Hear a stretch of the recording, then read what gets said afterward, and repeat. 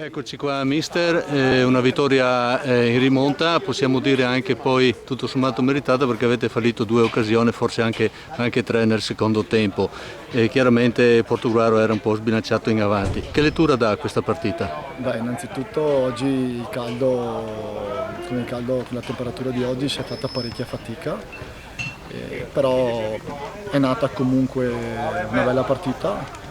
Direi che contro le squadre di Mister Gallina non è mai facile, perché sono sempre ben organizzate. Inoltre nei 2 anni precedenti con il Portogruaro abbiamo sempre fatto molta fatica, anzi, quindi una doppia soddisfazione.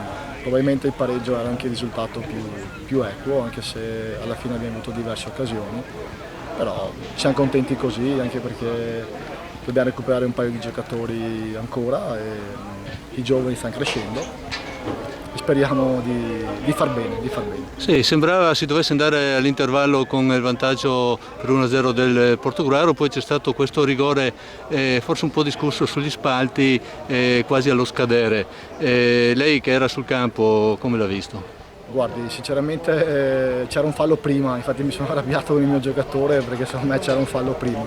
Poi quando mi sono arrabbiato mi sono girato e non ho visto il proseguio dell'azione, pertanto non saprei giudicare. I ragazzi mi hanno detto che rigore c'era, quindi a volte ci vuole anche un pizzico di fortuna. Sì, Quel gol ci ha un po' risollevato il morale e questa è stata una buona cosa perché, ripeto, per tradizione, per serietà della società, per il mister bravo, vincere con il Portogruaro non è mai facile. Avete avuto un pizzico di fortuna, però la fortuna non vi è mai da sola, siete stati anche furbi sul secondo gol, su quella punizione lì che è tutto merito vostro. Sì, molto bravi, è stato molto bravo il nostro giocatore Fabrini e altrettanto Buranello nel concludere la rete.